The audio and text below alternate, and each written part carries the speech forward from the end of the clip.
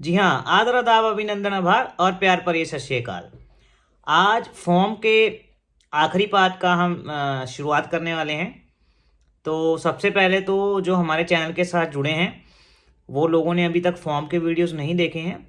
पहले 4 parts already form के आ चुके हैं और इसके बाद ये 5th पार्ट आ जा रहा है क्योंकि आगे बहुत सारे इंटरव्यूज़ आने वाले हैं। तो उससे पहले आज लास्ट पार्ट आ जाएगा आप लोगों के लिए। तो मैं आपको बता दूं, जैसा मैं अक्सर हर एक वीडियो में कहता हूं कि फॉर्म की क्या तवज्जो है वो आप सभी को पता है। 80% selection is depends upon form. तो इसी के साथ साथ दोस्तों मैं बता दूं आपको कि हम फॉर्म के साथ मटेरियल भी प्रोवाइड करवाते हैं बिल्कुल फ्री ऑफ कॉस्ट। अगर आपका ऑडिशंस हैं तो हम उसी हिसाब से मटेरियल देते हैं। अगर आपको एफएफएफ कॉल आ गया है तो उसी हिसाब से आपको मटेरियल देते हैं। ये अभी तक तो सारा काम फ्री ऑफ कॉस्ट चल रहा है। बदले में सिर्फ हम आपसे एक ही चीज़ मांगते हैं, वो है एक आपका छोटा सा इंटरव्यू, ताकि बाकी लोगों को आप गाइडेंस एंड मोटिवेशन दे पाएँ। ये कोई इंटरव्यू ऐसा नहीं है कि मैं पक्का ही आपसे कह रहा हूँ कि आप दीजिए। इट्स ऑल अपॉन यू, कि आपके ऊपर है। अगर आपको मेरी थोड़ी सी भी एफर्ट अच्छी लग रही है तो आपसे यही आशा करूंगा कि बैक में आप मेरे को अपनी एफर्ट ये दे दीजिए कि मुझे इंटरव्यू दे दीजिए, ताकि एटलीस्ट जो लोग तैयारी जेन्युइनली वहाँ पे जाना चाहते हैं उनका फ़ायदा हो। बस यही आप लोगों से अनुरोध है।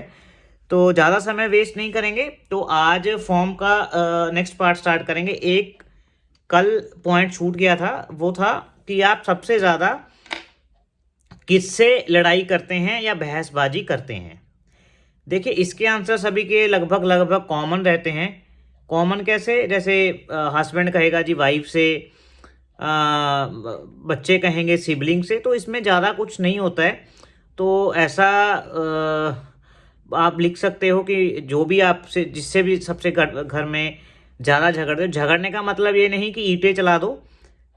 होता है ना कई बार आपका किसी से झगड़ा हो बाजार में, सोसाइटी में, कि आप उसको हाथापाई पे उतर आओ या कैसे। झगड़ों का यहाँ मतलब है जो मीठी नोकझोंक होती है अक्सर घरों में, चाहे वो बहन भाई के साथ हो, चाहे वो हस्बैंड वाइफ की हो, उस प्रकार की मीठी नोकझोंक की बात हो रही है यहाँ पे कोई ईंटें चला के या फिर मार धाड़ वाली नोकझोंक की बात जो सोसाइटी में या एक दूसरे के साथ, मतलब आउटसाइड द होम, वो बहसबाजी आप लोगों को यहाँ लिखनी नहीं है। तो वो चीज़ अच्छी नहीं लगती। तो जो घर पे आपके सिस्टम है, अक्सर सभी के घर में होता है, ऐसा कोई घर नहीं जहाँ पे शांति हो। मैं यूँ कहता हूँ जो शांति हो जाती है फिर वो मज़ा नहीं आता। तो ये होना चाहिए सबके घरों में।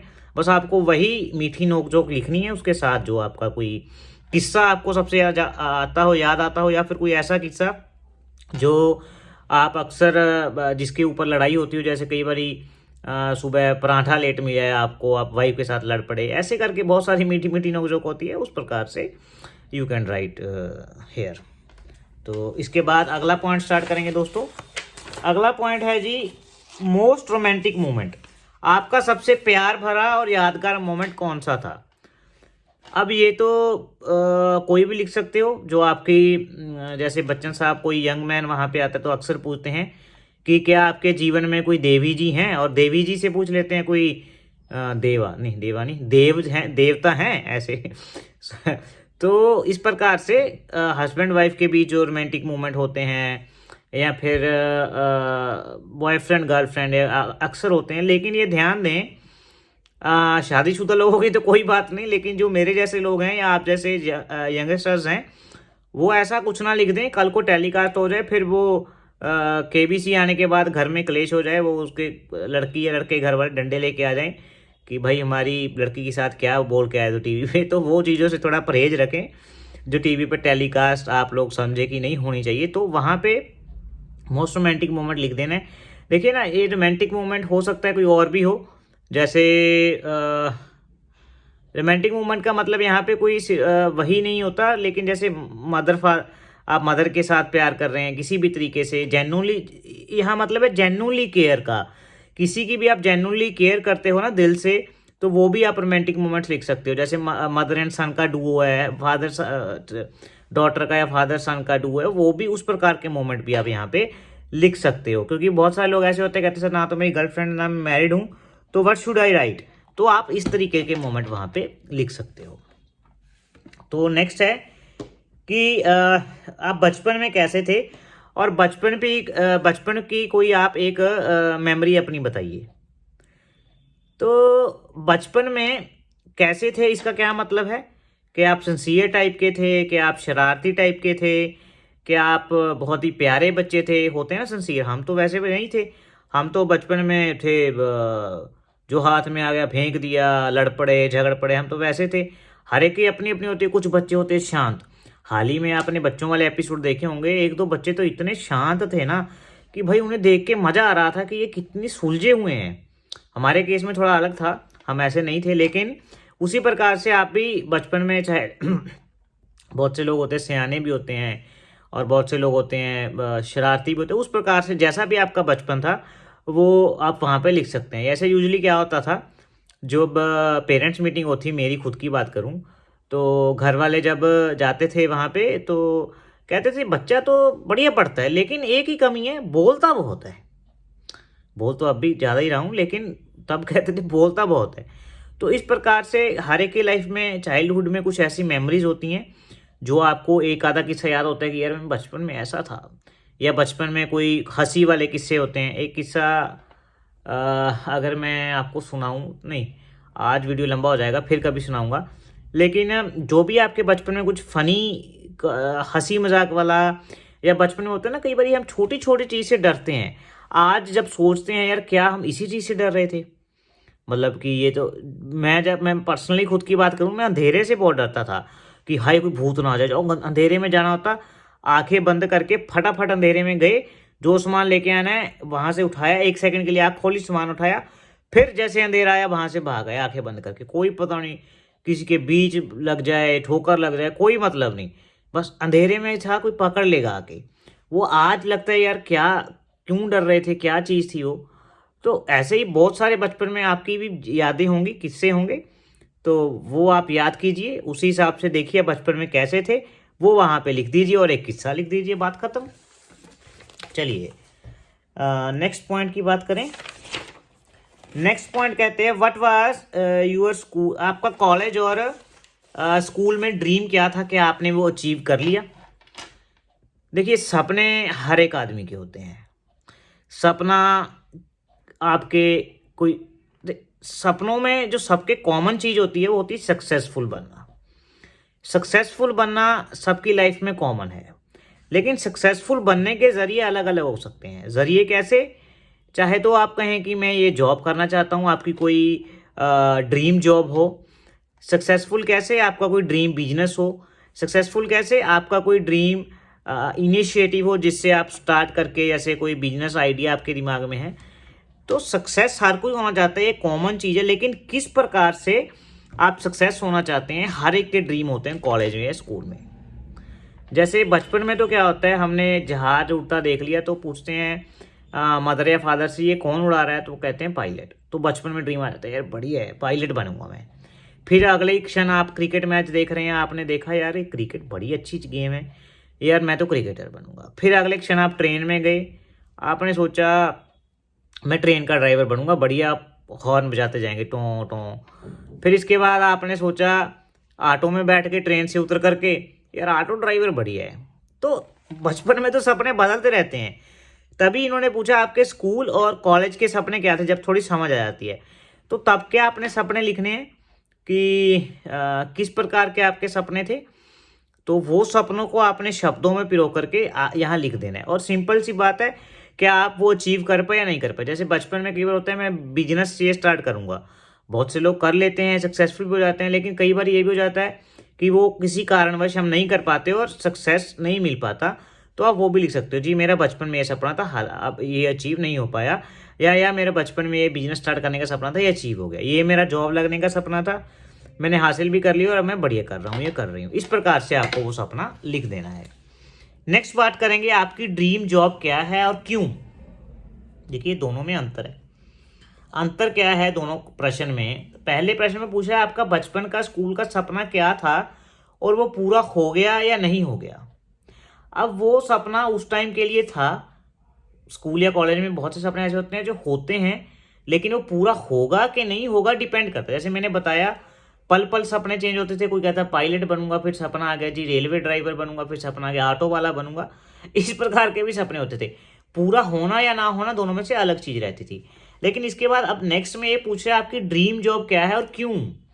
आप जो भी काम आज की आपकी ड्रीम जॉब कौन सी है, आप क्या काम करना चाहते हो। अब ये ड्रीम जॉब कुछ हटके भी हो सकती है। हटके कैसे, जैसे आप जॉब तो कर रहे हो लेकिन आपकी ड्रीम जॉब ये है कि मैं काम करूं लेकिन इस तरीके से काम करूं या इस कंपनी में काम करूं। सपोज आप साइंटिस्ट, आप कंप्यूटर आईटी स्पेशलिस्ट हैं, ठीक है। अभी आप काम कर रहे हो, तो आपका पहले क्वेश्चन की बात करूं तो आपका था कि मैं आईटी स्पेशलिस्ट बनूंगा, ये मेरा सपना था। तो जब स्टार्टिंग में होता है हम यही सोचते हैं ना कि मैं कंप्यूटर आईटी स्पेशलिस्ट बनूंगा कंप्यूटर इंजीनियरिंग करके। सपना तो पूरा हो गया, लेकिन अब ड्रीम जॉब क्या है। अब आप काम कर रहे हो किसी पर्टिकुलर ए कंपनी में, लेकिन आपकी ड्रीम जॉब ये है कि यार नहीं, आईटी स्पेशलिस्ट हूँ, वो सपना तो पूरा हो गया, लेकिन ड्रीम क्या है कि मैं कंपनी ए नहीं बी में ही जॉब करना चाहता हूँ, वो कंपनी बड़ी अच्छी है। उस प्रकार से क्वेश्चन में आपने डिफ्रेंशिएट करना है। पहले तो ड्रीम सपना क्या था, पूरा हुआ नहीं हुआ, येस और नो। अब आपकी आज ड्रीम जॉब क्या है और क्यों। आपको क्या लगता है कि ये करने से ये हो जाएगा, आपको वहां पे चीज लिख देनी है। नेक्स्ट क्वेश्चन कहता है कि अगर आपके ऊपर कोई भी कार्यभार या रिस्पॉन्सिबिलिटी ना हो तो आप क्या करना चाहेंगे। यानी अगर आज आपको कह दूं कि यार सब चीज़ों से आप मुक्त हो, मतलब वैसे ऐसे होता नहीं है यूजली। पेरेंट्स होते हैं कईयों के, जो माताएं बहनें देख रही हैं, उनके बच्चे भी हैं, हस्बैंड भी है, फैमिली होती है। लेकिन कई बार ये होता है कि यार हम सोचते हैं ना कि यार ये रिस्पॉन्सिबिलिटी अगर ना होती तो मैं ये कर देता या कर देती। तो वो ये कह रहा है कि अगर आपके ऊपर कोई रिस्पॉन्सिबिलिटी ना हो तो कौन सी ऐसी 3 चीजें हैं जो आप जीवन में सबसे पहले करना चाहेंगे, वो आपको बस यहाँ पे लिख देनी है। एग्जाम्पल के तौर पे कहते हैं ना कि यार, अब अक्सर जब कई बार बच्चों से परेशान होते कहते हैं यार अगर बच्चे ना होते ना, छोटे ना होते, तो मैं आज मुंबई घूम के आता या मुंबई घूम के आती। अगर आज ये बच्चे ना होते हर एक मूवी देख के आती। अक्सर ही बोल देते हो आप, अगर आप अपने जीवन में झांको तो वो कह देते हैं यार अगर ये चीज़ ना होती ना, मतलब ये रिस्पॉन्सिबिलिटी ना होती तो मैं ये काम कर रहा होता या ये काम करता। वो चीज़ आप देख लीजिए कौन सी ऐसी चीज़ है जो ना हो और आप कौन सा काम करना चाहते हैं। अगर आपके ऊपर रिस्पॉन्सिबिलिटी ना, उस प्रकार से आप आंसर फ्रेम कर सकते हैं। नेक्स्ट है, 2 क्वेश्चन रह गए हैं बस, नेक्स्ट एंड करेंगे कि ऐसी कौन सी चीज़ है जो आपको लगता है कि उस टाइम आपको पैसे की सबसे ज़्यादा जरूरत थी लेकिन आपके पास पैसे थे नहीं। हर एक व्यक्ति की जीवन में एक ऐसा क्षण आता है जब उसे पैसे की जरूरत होती है लेकिन उसके पास होते नहीं। हर एक की नहीं, यूं कहूँगा 100 में से 80 लोगों में लाइफ में तो ये होता है। यूं कहूँगा कि अगर आप स्टूडेंट हैं तो कई बार क्या होता है ना, स्टूडेंट के खर्चे बहुत होते हैं। खर्चे कैसे, जैसे किसी की गर्लफ्रेंड का खर्चा हो गया। अब वो चाह के भी कई बार हम घर वालों से मांग नहीं सकते, या कई बार स्टूडेंट लाइफ में घूम के आना है, घर वालों को जैसे बिना बताए ही जाना है। तो मेरा समझाने का मकसद सिर्फ इतना है कि हर एक लाइफ की जीवन में ऐसा कोई क्षण आता है जब आपको पैसों की जरूरत होती है लेकिन आपके पास होते नहीं। कई बार होते भी हैं, चाह करके भी हम माँ बाप से नहीं मांग सकते। कई बार क्या होता है, हम स्टडी करना चाहते हैं, बहुत से लोग मेरे साथ ऐसे जुड़े हुए हैं जिनके पास पैसे ना होने की वजह से वो चीज़ हासिल नहीं कर पाए। जीवन में झांकिए, अपने सोचिए, वो क्षण याद कीजिए। अगर उस रात आपकी जेब में वो 100 रुपये होते जो आप देख रहे थे तो आप क्या कर जाते। कई बार ऐसा पल आता है आप सोचते हो यार आज अगर ना मेरे पास 10,000 होते तो मैं ये कर देता। आज काश मेरे पास 10 रुपये होते, 10,000 होते, 20,000 होते। वो क्षण आपको सोचना और आंसर में लिख देना है कि वो कौन सा पल था जब आपके पास पैसे नहीं थे और अगर होते तो आप वो काम कर जाते। I hope you are getting the point. What amount of prize will, आपकी केबीसी में कितनी अमाउंट जीत के आपका लाइफ चेंज हो जाएगा, और उसको आप कैसे देखते हैं। ये क्वेश्चन अक्सर केबीसी वाले पूछते हैं, सबसे बच्चन साहब भी पूछते हैं क्या कीजिए भाई साहब इतनी धनराशि का। धनराशि तो जितनी जीती जाए उतनी कम है, मेरा समझना तो ये है। 7 करोड़ भी अगर आप जीत लोगे तो कल को एक बार तो लगेगा यार सब कुछ हासिल कर लिया, लेकिन कल को वो भी कम लगने लग जाएगा। कोई भी आप बिजनेसमैन उठा लो, XYZ, जब जरूरतें वो करोड़ हो जाता है तो वो सोचता है अरबपति हो जाऊँ, अरबपति हो जाता है वो कहता है आगे जाऊँ। इस प्रकार से हर एक की ज़रूरतें अलग अलग हैं, आपकी भी ज़रूरतें ऐसी, लेकिन आप आंसर को फ्रेम कैसे करना है, जो आपकी रियल नीड है आज की जर्नी में, आज के जीवन में, वो आपको रियल नीड वहाँ पे लिख देनी है कि मेरी रियल नीड ये है। जैसे मैंने खुद के केस में लिखा था कि I want to buy a modified car for me, तो वो मॉडिफाइड कार कितने की आती है उस अकॉर्डिंग आपको धनराशि जीत के लिख देनी है कि मैं इतनी धनराशि जीतना चाहता हूँ या चाहती हूँ। बस वो लिख करके आपको मतलब आंसर आपका जस्टिफाइएबल होना चाहिए कि इतनी धनराशि जीत के मैं ये करूँगा ये करूँगी। समझ गए? तो ये था वीडियो का लास्ट भाग। टोटल 5 पार्ट्स हैं। जो जेन्युइनली केबीसी के फैन है ना वो देख लीजिए वीडियो, इसी हिसाब से फॉर्म भर दीजिए, आपका बेटा समझ लीजिए पार आपका सिलेक्शन हो जाएगा। बस मुझे आके बता देना अगर कोई भी आपको वीडियो से फ़ायदा हुआ। यही आपसे अनुरोध है, यही आपसे आशा है। तब तक के लिए आपका दिन शुभ हो और आगे मिलेंगे।